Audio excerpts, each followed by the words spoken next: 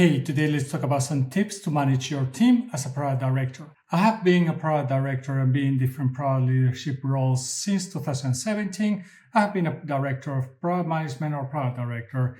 I have been a CPO and currently I'm a director of product management and product marketing. And I want to talk today about how to help your team deliver their job and actually be successful. So one of the first things that you have to do with the team is that you have to give them a clear vision and strategy of where you want to go. If you are driving just one product or even a product portfolio, you have to understand where do you think that this product is going to be in the future. And remember that you don't need to do this job all alone. You don't need to do the definition of what is the product strategy all on your own. You have a team. Your team might have insights that you don't have. Try to do this in a collaborative way that they also can give their opinions, their findings of where the product could be in the future. They might surprise you. They might know more than what you know as a director. This is also going to help them understand better where you want to go because they also are participating on it. But this is also help a lot with the ownership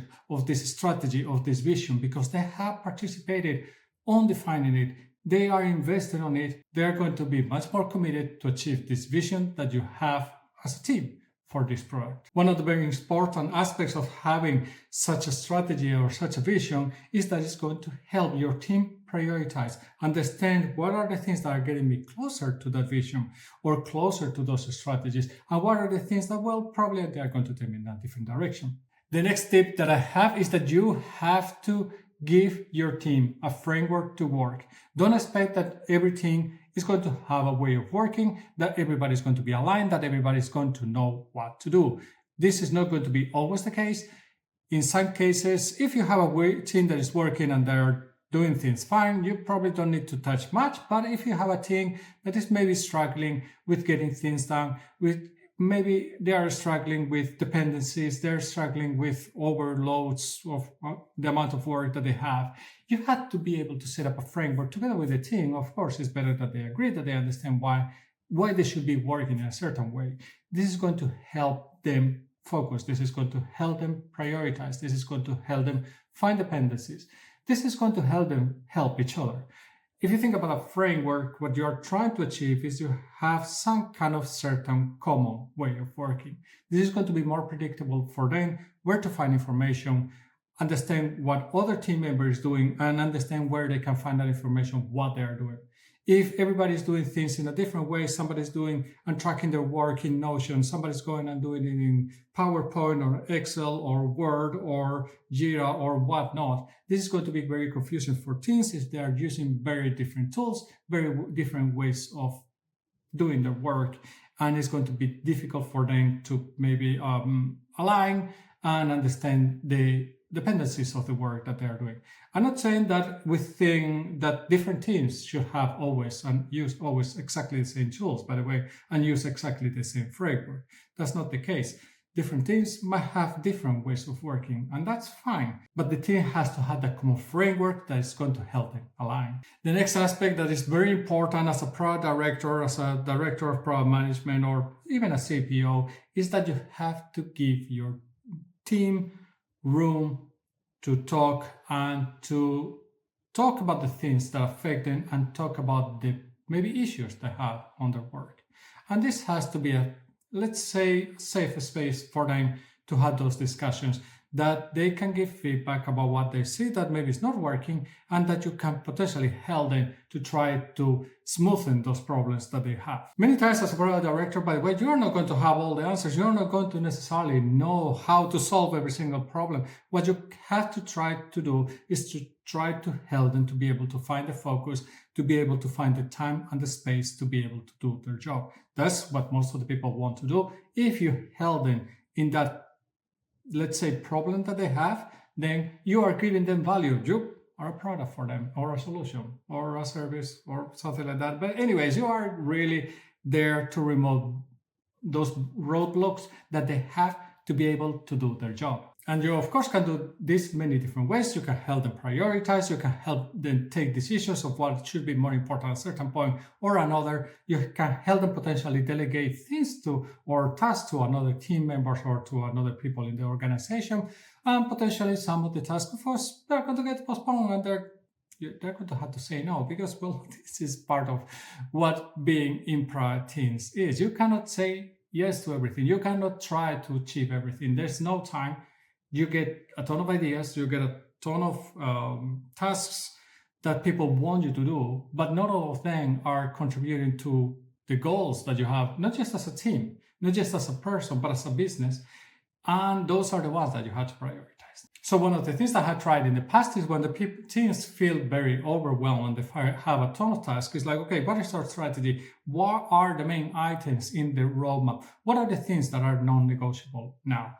Try to identify those ones, give them 2-3 directions, that those are the areas that I had to prioritize. Every item that aligns with them, you can do it. Every item that doesn't align with them, you can postpone to a different date.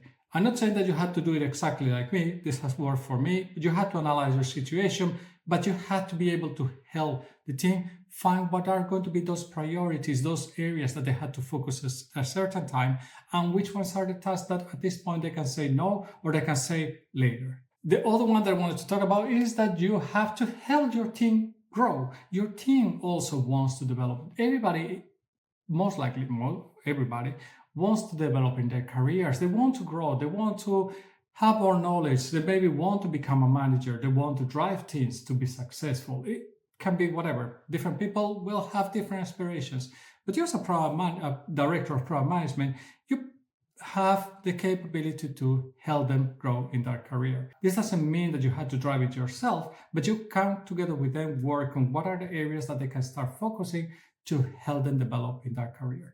When you help them to do that, you're creating somebody that is going to be way more engaged in their job, that is going to be way more committed to the products that they are building, that is going to be way more committed to the team and potentially to the organization and the business and want to grow in it because they see that they also have a development potential within this company. And potentially they might leave.